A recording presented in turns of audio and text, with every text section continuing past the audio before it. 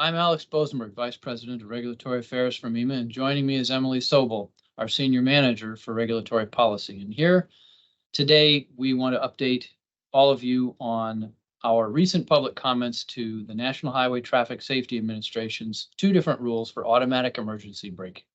Take it away, Emily.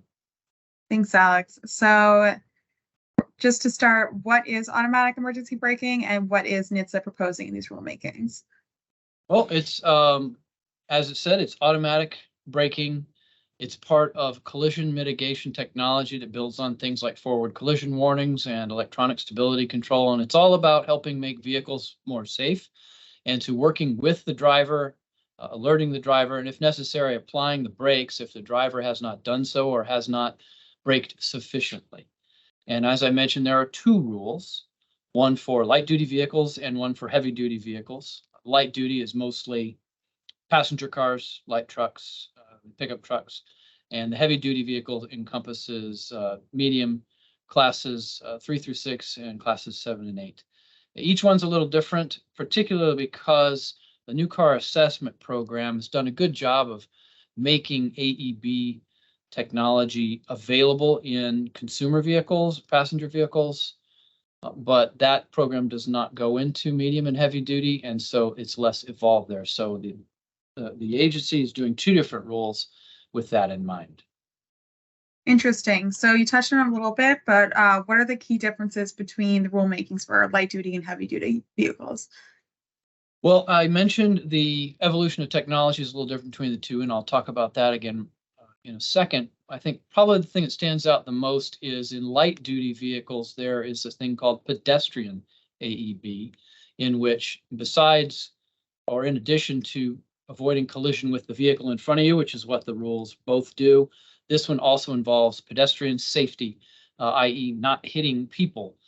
That's easier to do with a 3,000 or 4,000 pound vehicle. When you get into class 7, 8 with an 80,000 pound potential tractor and trailer, it is very different. And so that is not included in the heavy duty rule.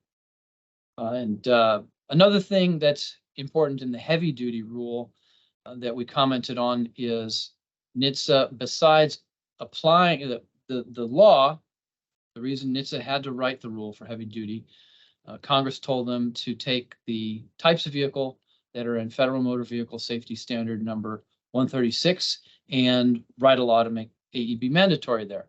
And what NHTSA did is also try to propose to expand the scope of 136 to include class 3 through 6, because right now it's only class 7 and 8. And we had some things to say about that. So since these were two separate rulemakings, how did MEMA respond to the light duty rule? Well, to go back to light duty, our big message was that NHTSA should harmonize with other global standards, particularly European regulations 151 and 152. Those are both well established and in place in Europe. They have a habit of updating their new car assessment program, and as a result, they have a lot more technology deployed. And we want to harmonize with that rather than try to reinvent the wheel. There are times where we have American-only requirements, but we said first and foremost, if NHTSA can harmonize with 151 and 152, they should. So same question. So how did MEMA respond to the heavy-duty rule? Well, as I mentioned, currently FMVSS 136 applies only to class 7 and 8 and has AEB requirements for class 7 and 8. We have commented to NHTSA, that's great, do it. These trucks, that technology already exists, go ahead. However, don't add class 3 through 6 to the scope of that Federal Motor Vehicle Safety Standard because the technology is less evolved there. There are hardware applications, software issues that it may exist in class 3 through 6, more of a application by application or vehicle by vehicle situation. In some cases, they have different types of brakes. And even if they have electronic stability control, it may not be evolved enough to support the needs of automatic emergency braking. So we said that needs to be broken off, and those need to be addressed separately. Awesome. So now that the comments have been submitted, what can MEMA members expect for next steps? Well, ostensibly, the next step is a final rule. But one thing that can happen, and which we encourage, is if there's new information that can be shared, like a study comes to light that wasn't part of the references NHTSA used, we can make it available to them, or whoever finds it can do that. If a member is conducting their own research and has data to share with NHTSA, they can do that. And the methods or the path by which to do that is called the ex parte process. And that's just a very simple process by which you alert NHTSA to the availability of new information.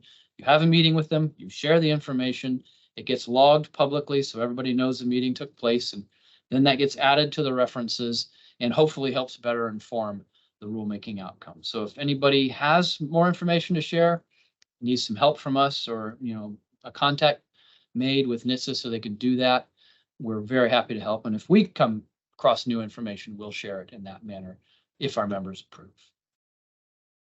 Great. So that wraps up our session on AEP rulemaking. Thank you everyone for listening. Great.